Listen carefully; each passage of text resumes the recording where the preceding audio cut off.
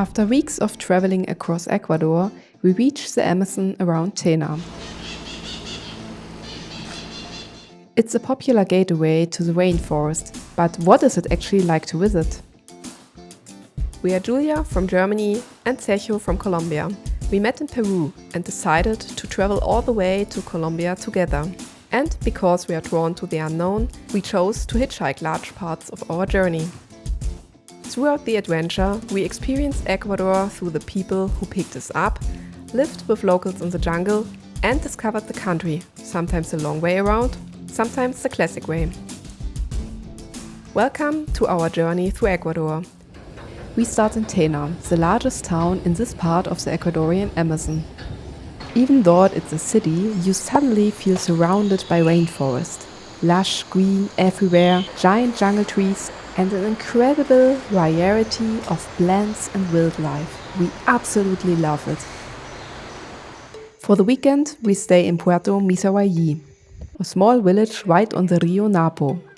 Puerto Misahuallí is known for its capuchin monkeys, which often visit the town square and the monkey beach.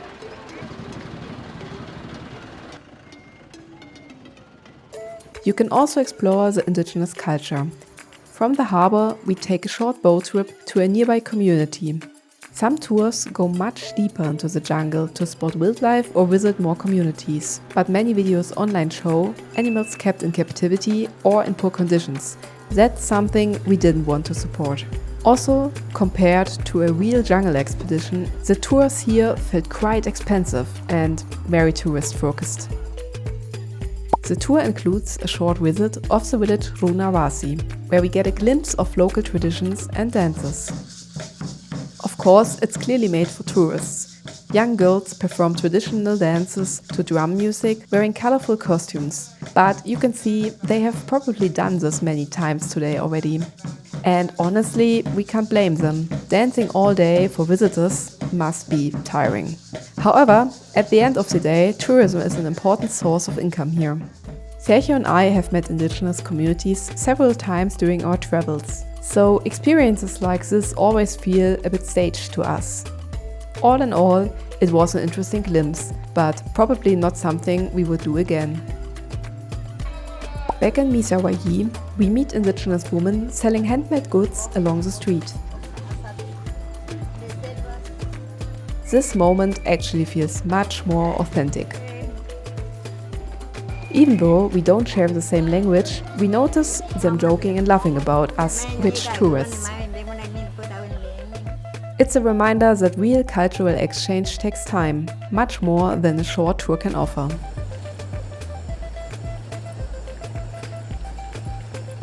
In the afternoon, we explore the grounds of our eco lodge, Magia Verde.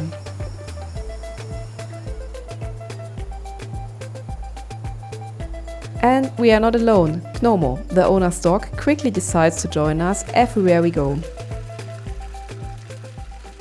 For example, this is the pineapple and this is the crown of the pineapple. Yeah. When the pineapple is ready, you cut this part and plant it again and you have a new pineapple in the future, yeah? Yes, and that's why it looks like this. The ground, it was like the crown. Okay, interesting. Thanks. The air here is humid and it rains on and off, so clothes never really dry. But living so close to nature is incredibly calming.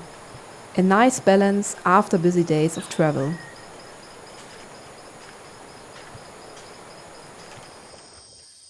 Later that evening, we head out for a night walk.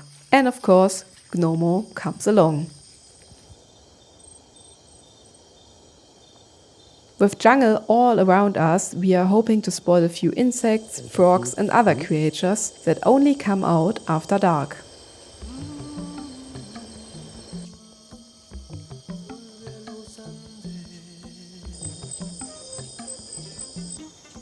Okay. Don't want to touch it. No. At night the jungle is just a completely different place and really interesting always to find so many different species. I'm amazed. I love it. Dark night flower? Dark night flower. Smell is so sweet. It It's the last day we are doing camping to get more natural feeling. And let's see, our tent, it's not super safe. Still animals can go inside, but I'm pretty sure we will survive. And yeah, if not, it's nature. Yes, we survived the first night in a tent in the jungle. I mean, we have a roof, luckily, because it started raining in the morning. But yes, we slept really well. So it's not a big difference to the Eco Lodge, to be honest. And the only thing is there were a few animals, I think around the tent, but they made a noise and they were going. And now we have this here. They were eating something, mushrooms, I think so. The region around Tena and Misahuallí offers plenty to explore. We mostly got around on foot or by taking one of the few local buses. But distances are larger than they seem, so having a car definitely helps. On our last day, we visit the canyon of Alto Pusuno, where we enjoy the beautiful rainforest scenery and a refreshing swim.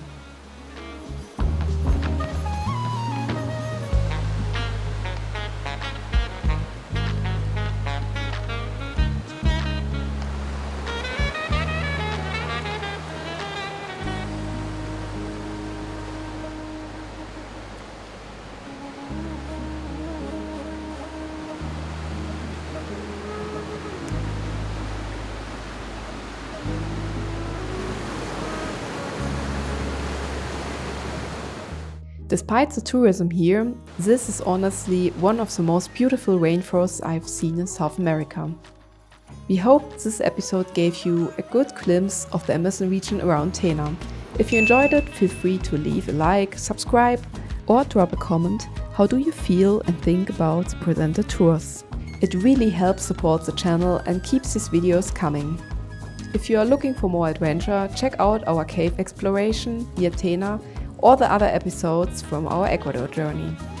In the next episode, we head back to the Andes, to Ecuador's capital, Quito, where we experience Carnival up close. See you there!